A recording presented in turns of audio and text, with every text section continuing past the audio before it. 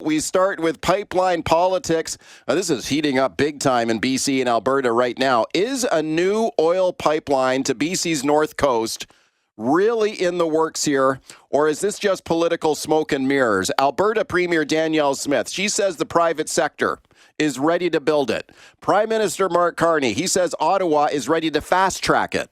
But hold on a second here. BC Premier David Eby, he says he still backs that oil tanker ban off the north coast of BC that would kill any pipeline project before there's even a shovel in the ground. So is this a real pipeline plan, or is it just political pipe dreams we're looking at here? I've got Markham Hislop standing by to discuss. First, let's have a listen to Prime Minister Mark Carney here. He says he's bullish on pipelines. Let's listen. Part of the conversation is about the amazing opportunities for Alberta today and for Canada today to build. And that's everything from building homes to building new pipelines. It's building carbon capture. It's building new forms of energy. Yeah, he wants to build everything. So he says he wants pipelines going east, west, north. Alberta Premier Danielle Smyth says there's a project coming here. She's talking behind the scenes to people who want to build a pipeline. Let's have a listen to her here. We have been talking with all of the pipeline companies since I first got elected and said that we would like to double our oil and gas production. We've been in active conversations with many pipeline companies, and I feel like we're pretty close to having either one or a consortium come forward. And so I would hope that that would happen very soon. Okay, very soon, she says. We're going to see a private sector pipeline proposal. All right, let's dig into this now with my guest, Markham Hislop. Markham is an energy journalist, an energy transition expert at Energi Media, and I'm very pleased to welcome him to the show. Markham, thanks a lot for coming on today. Well, thanks for having me, Mike. You bet, man. You've been covering this stuff for a long time. Let's see if we can cut through the buzz here. Do you think this pipeline project is actually viable here, or is this just a lot of political posturing? Well, first of all, I have a mantra now. Whenever this comes up, because it does on social media all the time, and to the pipeline proponents, I always say, show me your math. Yeah. If your project is competitive, show me your math. To date, no one has shown the math. Not Carney, not Smith, not the pipeline companies, not the oil industry. Can we get into the math a bit, Mike? What kind of math do you want to see? What are the key points? Go ahead. So the total global oil market right now is 103 million barrels a day. Sounds really big, right? Yeah. The problem here is in Alberta, what they produce almost entirely is ultra heavy sour crude. And for that, there's only total global demand consumption of 10 million barrels a day. 5.5 million barrels a day, 55%, is sold in North America. So Danielle Smyth wants to double the oil production in Alberta, which would be 4 million barrels a day more. And she wants to serve a total global market that is only 4.45 million barrels big. Does that math makes absolute no sense to me. Okay, well, let's listen to some of Danielle Smyth's math on this, and I'm interested in your thoughts on this. So here's Danielle Smyth saying we could make a killing on this. We can make a fortune if we build another pipeline. And she makes the case here that if we had already built these pipelines years ago, if we'd built Energy East or Keystone XL or the Northern Gateway Pipeline, we'd be sitting on billions of dollars here. The oil would be flowing everywhere through these pipelines here. We missed the opportunity. She says it's not too late. Let's listen to her here, then I'll get your thoughts. If we'd had the Energy East, if we'd had Keystone XL, if we had Northern Gateway, we would be producing 2.5 million barrels a day, more than we are today. That would have been generating somewhere in the order of, $60 billion a year in revenue for the country. Okay, so she says we kissed off $60 billion a year because we haven't got these pipelines built, Markham. Are you buying that? She's living in a fantasy world. And I'll give you an example of why. So Keystone XL was supposed to take about 890,000 barrels a day down to the coast. Well, do you know what's happened since that's been was canceled by President Biden? The existing pipeline companies have stepped up and optimized their existing pipes to take more oil. And Canada now has about 68% of all American oil imports. That's just one example. And now she talks about Northern Gateway. and she talks about Energy. Do you know who the competitors are in the world for that Alberta goes up against? Saudi Arabia, Yeah. Iraq, Mexico, Venezuela. The Saudis and the Iraqis pay $2 to get a barrel of oil to China or India. It costs Canada $18. $11 on the Trans Mountain expansion for tolls, and $5 or $6 to one of those Aframax carriers that comes into Burnaby to get it over there. Total somewhere between $16 and $18. I can't math my way out of a paper bag, but I can do that math, and it doesn't look good for Alberta. Okay, the other thing is, I agree with you. I'd like to hear some more convincing data on the economics of this, but let me play another clip here for you. The other one is the existing federal oil tanker ban off the north coast of British Columbia. So BC Premier David Eby has said that he's willing to discuss an oil pipeline through British Columbia to the north coast of BC. He said there still isn't one that's been proposed.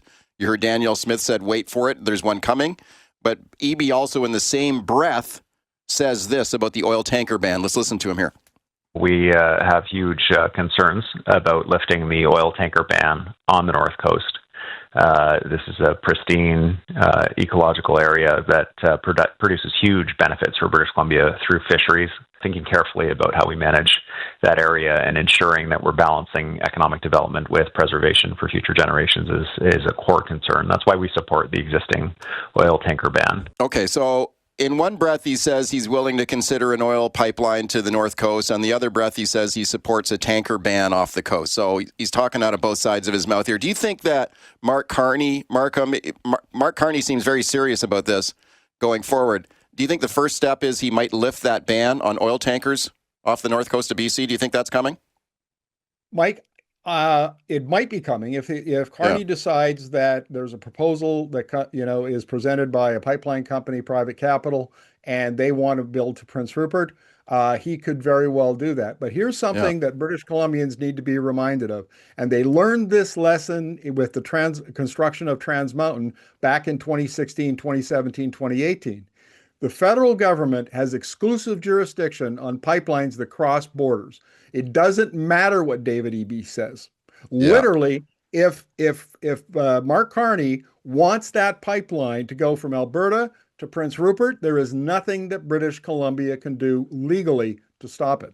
Yeah, and people will remember how British Columbia said they would fight the Trans Mountain pipeline tooth and nail, and that didn't work. So Markham Hislop is my guest. Here's the other one I'm wondering about, Markham, for your thoughts is who's going to pay for this thing? Because you heard Alberta Premier Danielle Smith say that a private sector company or consortium is going to come forward very soon to build a pipeline. But will taxpayers inevitably be on the hook for this thing? That's what I'm worried about here. Let's listen to Pierre Poilievre, the federal Conservative leader. He supports this thing, but have a listen to him here.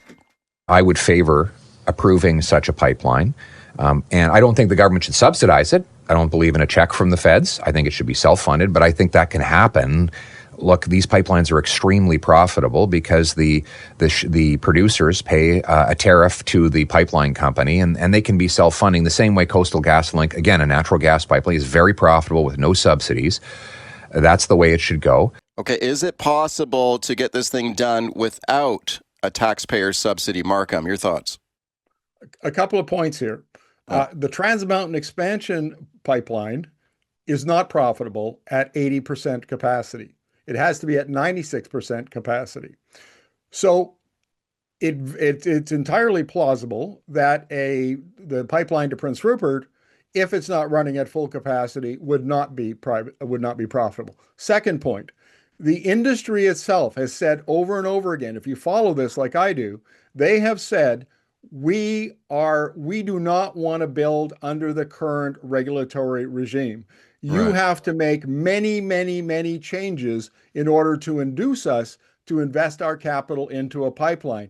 Unlike Mr. Poilievre, I disagree. I think there is not a chance that a pipeline will be built to Prince Rupert that won't have considerable subsidies. And may I remind your listeners, the federal government is already on the hook for $8 billion for the first phase of carbon capture storage to make the oil that would be pumped into the pipeline. So there's government money going to be at play here one way or another.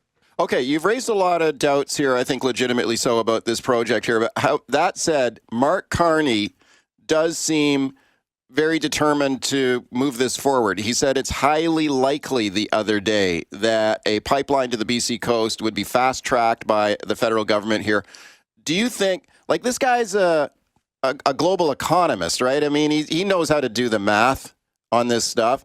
Do you think that he wants this thing, he wants to approve a pipeline just for political optics? Do you think he really knows in his own mind that maybe economically it doesn't work? I mean, where do you think his head's at? Okay, this is all conjecture because we don't know. None of the players who are involved in the negotiations, like Smyth, have really explained it. So let me give you my take on it. Mark Carney has two things that he wants to accomplish with the One Canada Act. One is free trade within Canada. The other is fast-tracking all these big projects. Right. The economic benefits of doing that are so great that if a pipeline is built and it fails, it's a drop in the bucket compared to the bigger economic benefits to Canada.